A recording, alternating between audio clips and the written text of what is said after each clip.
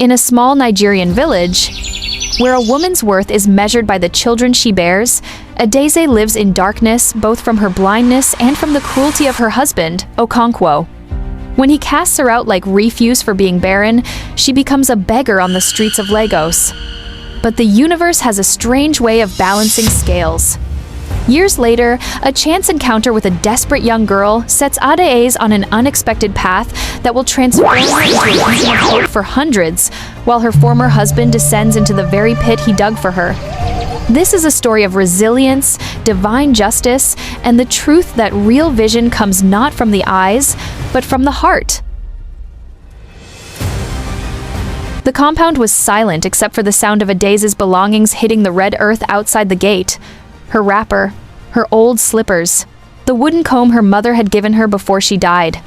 Adaeze sat on the veranda, her sightless eyes fixed on nothing, her hands trembling in her lap. She could hear everything, the whispers of neighbors gathering like vultures, the satisfied grunt of her husband as he threw each item with increasing force, the giggle of his new woman, Chinasa, from inside the house that had been Adaeze's home for 7 years. "Okonkwo, please?" Adaeze whispered, though she knew begging was useless. She had begged for 7 years, begged his body not to recoil when he touched her in the dark, begged the gods to open her womb, begged him not to beat her when the moon came again and again, with no pregnancy to show for it. "Shut up, you useless woman!" Okonkwo's voice boomed across the compound. 7 years. 7 years I have wasted on you, 7 years of feeding a blind, barren goat. A neighbor woman clicked her tongue in sympathy, but no one moved to help. This was the way of things. A man had a right to send away a wife who brought him no children. Adaeze heard his footsteps approaching. She flinched, expecting a blow, but instead felt his rough hand grab her arm and yank her to her feet. "My people," Okonkwo addressed the gathering crowd. "Bear witness today. I, Okonkwo, son of Okafor, am sending this woman away. I married her in good faith. I paid bride price to her uncle 20,000 naira and 3 goats. Her people did not tell me she was cursed. They did not tell me her womb was closed by evil spirits." "It is not true," Adaeze said softly. "My uncle told you everything before we married. You said you did not care." The slap came so fast she didn't have time to prepare. Pain exploded across her cheek, and she tasted blood. "You will not speak when I am speaking," Okonkwo shouted. "You will not disgrace me further." He dragged her toward the gate. Adaeze's feet stumbled over the uneven ground. Without her sight, every step was treacherous. She reached out, trying to find something to hold on to, but there was only air and her husband's iron grip. "Please," she whispered again. "Where will I go? I have no family. I have nothing." "That is not my problem. You should have thought about that before you came into my house with your cursed womb and your useless eyes." They reached the gate. Adaeze could smell the road beyond dust, exhaust from passing motorcycles, the sweetness of roasting corn from a nearby vendor. "Okonkwo, at least let her take some money," an old man's voice called out. It was Papa Emeka, the compound elder. "How will she survive?" "Did her womb give me money?" Okonkwo shot back. "Did her blindness pay my rent? Let the gods who cursed her also feed her." With that, he shoved Adaeze through the gate. She stumbled, fell hard on her knees on the concrete road. Pain shot through her legs, but she barely felt it beneath the weight of her greater anguish. The gate slammed shut behind her. For a long moment, Adaeze remained on her knees in the road, her empty hands palm up on her thighs. Around her, the sounds of Lagos swirled car horns, shouting traders, gospel music from a nearby church. The world was moving, uncaring, while her own world had just ended. "Mama, are you okay?" A small voice, a child. Adaeze felt tiny hands touch her arm. "Leave her," a woman's sharp voice. "Come away from there. You don't know what kind of curse she carries." The hands withdrew, and Adaeze was alone again. She had nowhere to go. Her mother was dead. Her father had died when she was 5. Her uncle, who had raised her, had made it clear after the wedding that she was no longer his responsibility. She had no siblings, no cousins who claimed her. Slowly, painfully, Adaeze gathered her scattered belongings by feel. The wrapper, the slippers, the comb. She stood, swaying slightly, and chose a direction. It didn't matter which one. In the darkness that was her world, all paths looked the same. 3 months later, a Daisy sat under the Falamo Bridge in Ikoyi, a bowl before her, her hand outstretched. "Please, sir, please, ma, anything you can spare. God bless you." The words had become automatic, a rhythm as constant as breathing. Most people walked past without acknowledging her. Some threw coins that clattered into her bowl, 1 naira, 5 naira, sometimes a blessed 10 or 20. Others spat insults. "Lazy woman! Why don't you work? Beggar!" If only they knew. She had tried to work. She had gone to 3 churches, offering to clean, to cook, to do anything. But each time, when they learned she was blind, the answer was the same. Too much liability, too much risk. She had tried standing at the market, offering to help pack groceries. But the traders chased her away, saying she would bring bad luck to their businesses. She had no skills, no education beyond primary school, no family to vouch for her. The streets were all that were left. Adayas had learned the geography of this particular corner by heart. During the day, she sat here, under the bridge's shade. At night, she slept in the corner of an unfinished building nearby with 4 other homeless women. They watched over each other, warned each other when danger approached. It was not a life. It was merely survival. "Move from here, blind woman," a gruff voice. The shoe seller who had claimed this spot last week. He kicked at her bowl, scattering her coins. "Please, I was here first." "I said move." A Daisy scrambled to collect her coins, her fingers frantically sweeping the ground. She found 3 naira, 5 naira. The rest were lost, or had rolled too far away. Defeated, she gathered her belongings and moved further down the road, closer to the drainage ditch that smelled of sewage. This was her life now. Each day, she fell a little further.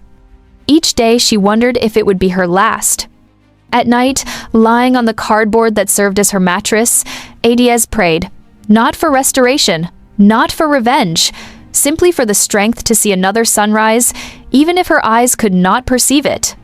"God," she whispered into the darkness, "if there is a reason I am still alive, please show me. Let my suffering have meaning. Let it not be in vain." The darkness did not answer. But a Daisy had learned that the darkness never did. The scream cut through the evening air like a knife.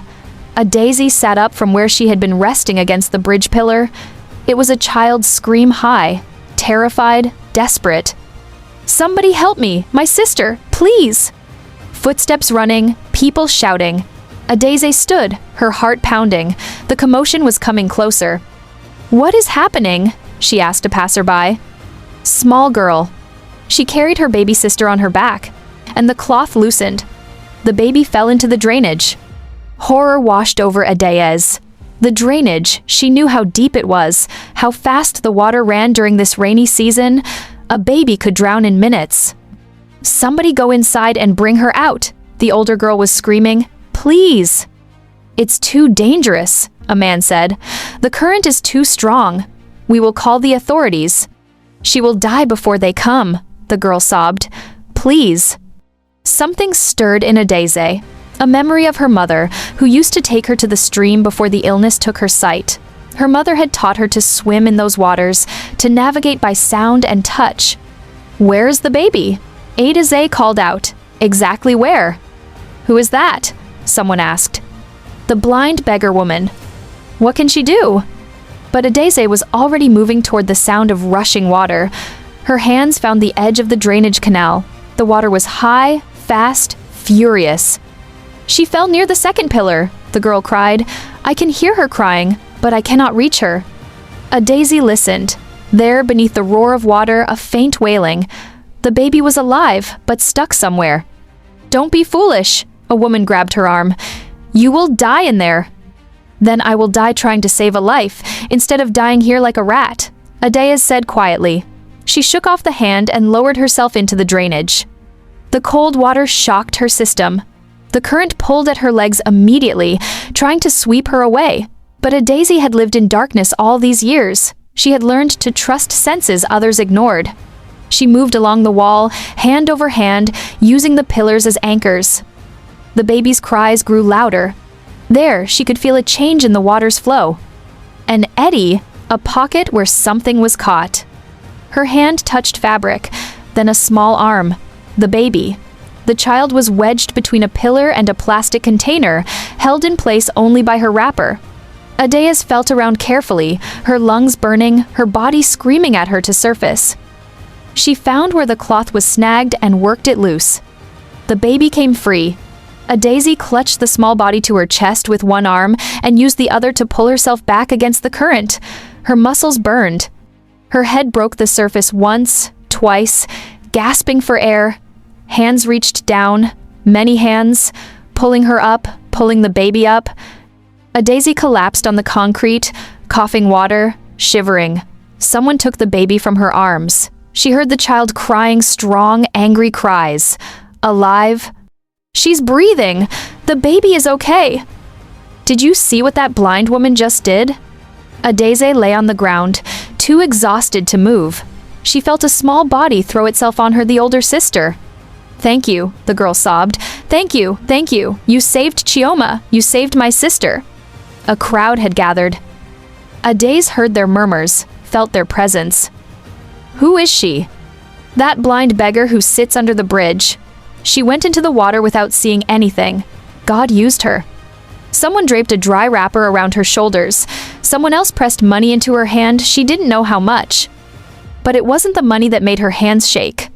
For the first time in months, someone had called her courageous instead of cursed. The next morning, Adazi returned to her usual spot under the bridge. But something had changed.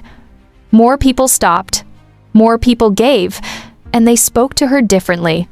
Good morning, Mama. God bless you for what you did yesterday. You are a brave woman. Around midday, she heard purposeful footsteps approaching. Expensive shoes on the pavement, she had learned to distinguish such things. Excuse me, are you the woman who saved the baby yesterday? The voice was cultured, educated. A woman, perhaps in her 40s? Yes, Ma, Adazi said quietly. My name is Dr. Obiajali Nwosu. I run an NGO for vulnerable children. I saw what you did yesterday, it was on the news. A video went viral. Video? Adaze was confused. Yes, someone recorded it on their phone. Millions of people have watched it. They're calling you a hero. Adazi didn't know what to say to that. I came to ask you something, Dr. Nwosu continued. What if I told you that your life could be different? That you don't have to beg on the streets? Ma, I have tried to find work. I'm not talking about work. I'm talking about purpose. Dr. Nwosu sat down beside her, right there on the ground. Adazi heard her dress rustling as she settled. I've been praying for a sign, the doctor said softly. My organization runs homes for orphans and vulnerable children. But the children, especially the traumatized ones, they need more than just food and shelter. They need someone who understands suffering, someone with a gift for empathy. Yesterday, when I watched you risk your life for a child you couldn't even see, I knew. You are the sign I was praying for. Ma, I don't understand. Come and work with me. Live at the children's home, be a house mother, a counselor, help these children heal. I'll provide training, accommodation, everything you need. Adazi's heart began to race. Ma, I am blind. I am nothing. What can I give to children? You can give them what few others can, the knowledge that darkness doesn't mean the end, that there is light even when you cannot see it, that survival is possible, and so is joy. Tears began to roll down Adazi's cheeks. Why would you do this for me? Because I too was once thrown away, Dr. Nwosu said, her voice thick with emotion. I too was called barren. I too was divorced and shamed. But God gave me a different family, hundreds of children who call me Mama. Now I'm asking, will you be Mama to them too? Adaze could barely speak through her tears. Yes, she whispered. Yes. 2 years later, Adazi stood in the courtyard of Hope Restored Children's Home in Lekki, surrounded by laughter. Mama Adaze! Mama Adaze! Tiny hands tugged at her wrapper. Tell us the story about the river. She smiled, reaching down to touch the head of 6-year-old Emeka. Again? I told you yesterday. We want to hear it again, a chorus of voices insisted.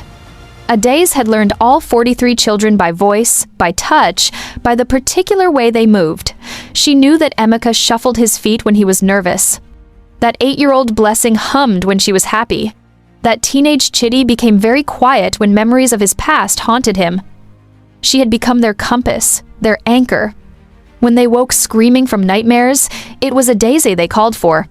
When they struggled to believe life could be good, it was Adeze who showed them with her scarred hands, her peaceful spirit, her unshakable faith that suffering could transform into strength. Mama Adeze, Dr. Nwosu called from the house. There are some people here to see you. Adeze excused herself from the children and made her way to the office, her walking stick tapping a familiar rhythm.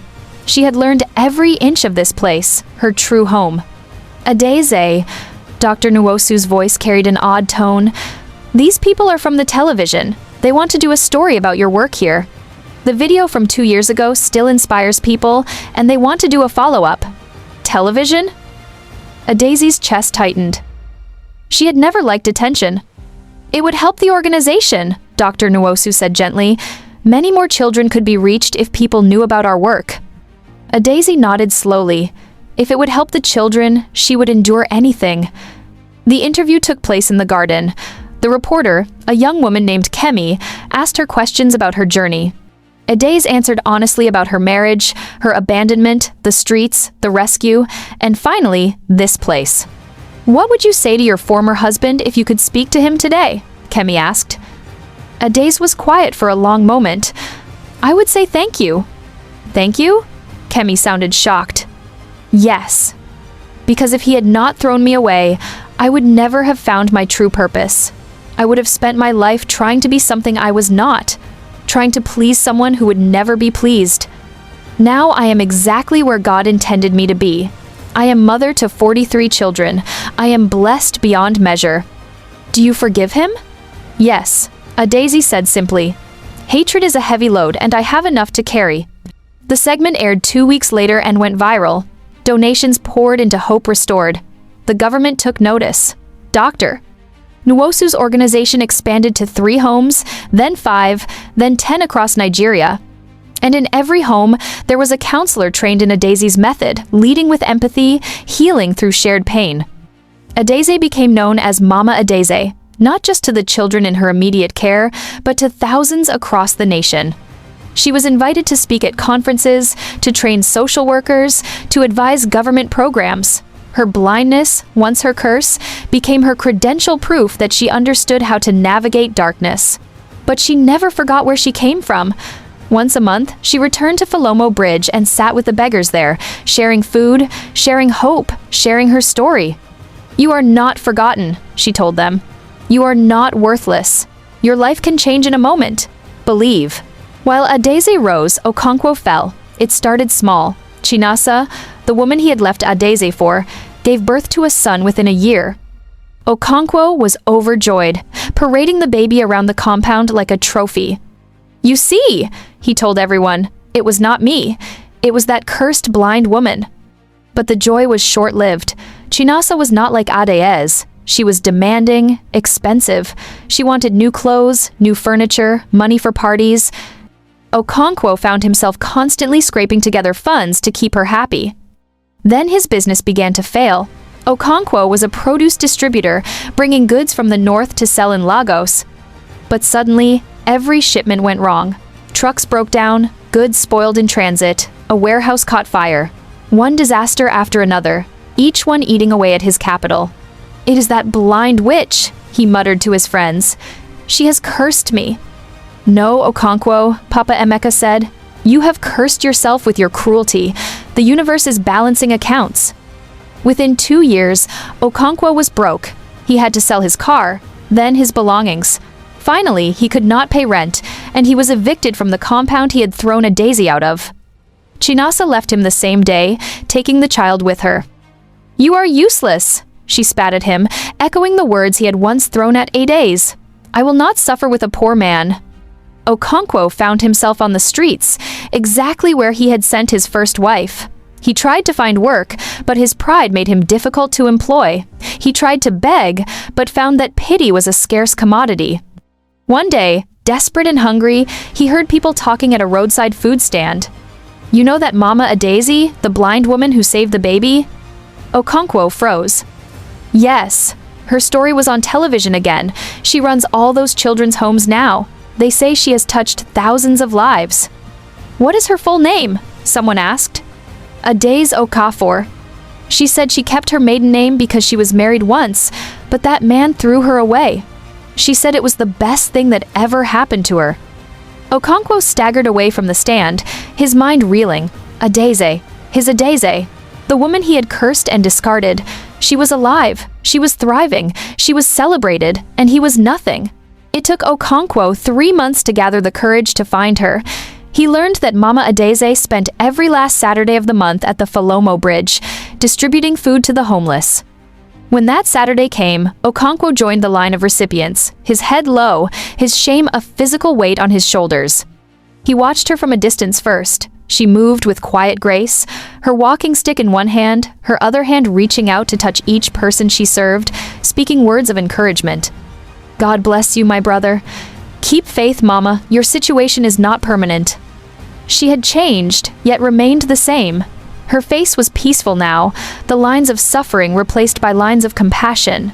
She wore simple but clean clothes. She smiled. When it was his turn, Okonkwo stepped forward. His mouth was dry. His hands shook as he held out his bowl. Adaze ladled soup into it, then added a piece of meat and some bread. God bless you, she said, her sightless eyes directed at his chest. He couldn't speak. He just stood there, frozen. Brother, are you all right? Adaze asked, her head tilting slightly. Ada, his voice broke. Adaze. Her hand stilled on the ladle, her whole body tensed. She knew that voice. Okonkwo, she whispered. The helpers around her stopped, watching. The air grew thick with tension.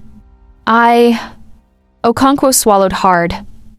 I heard about what you have become. I came to see. I came to see if it was true?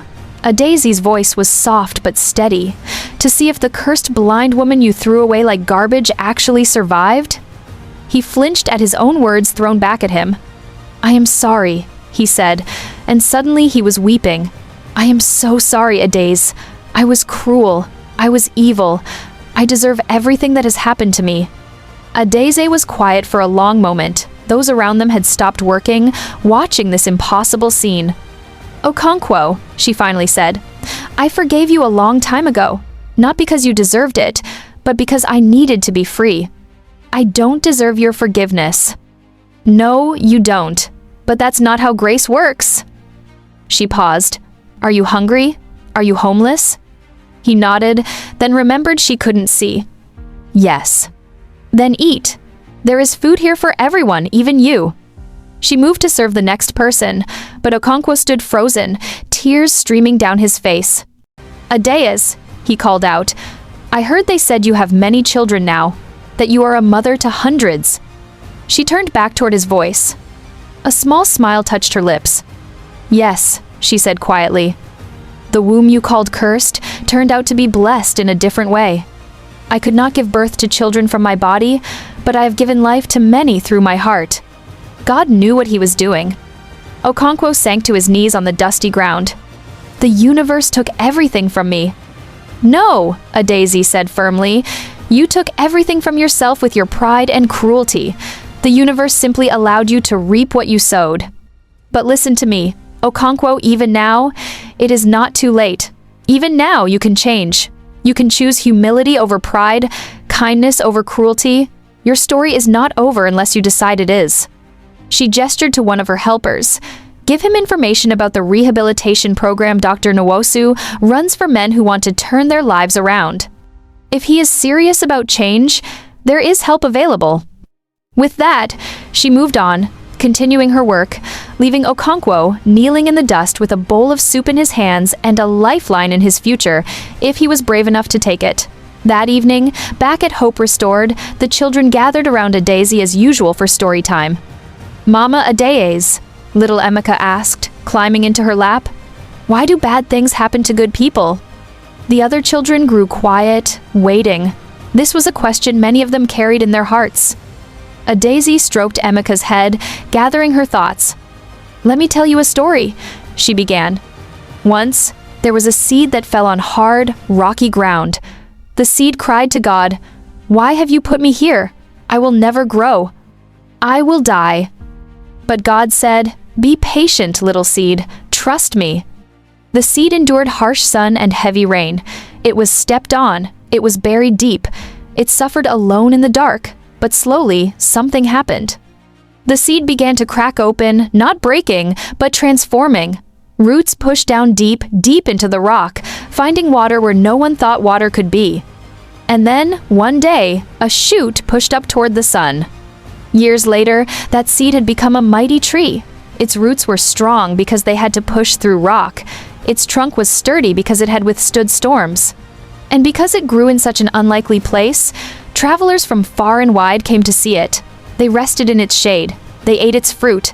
They told their children, "See what is possible. See how life finds a way, even in the hardest places." The tree remembered when it was just a seed crying in the darkness. And it thanked God for the rocky ground, because the rocky ground had made it into something extraordinary. Emeka was quiet for a moment. Then he asked, "Mama, were you the seed?" A daisy smiled.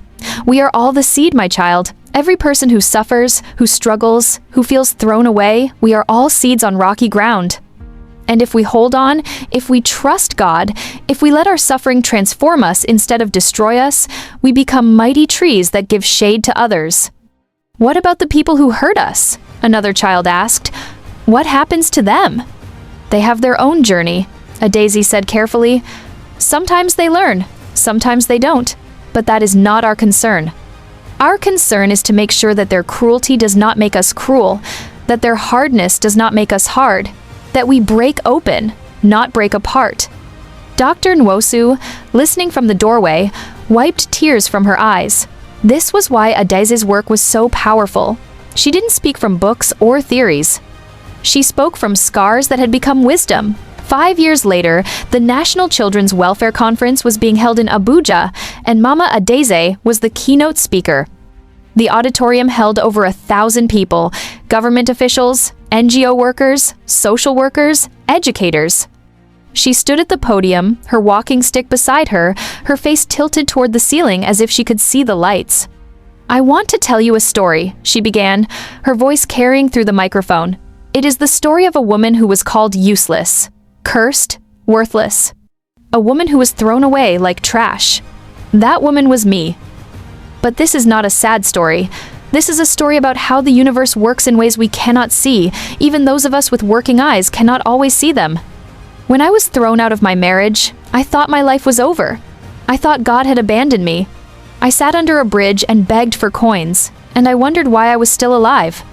But God was preparing me for something bigger than I could imagine. Every person who rejected me was pushing me toward my destiny. Every suffering was teaching me empathy.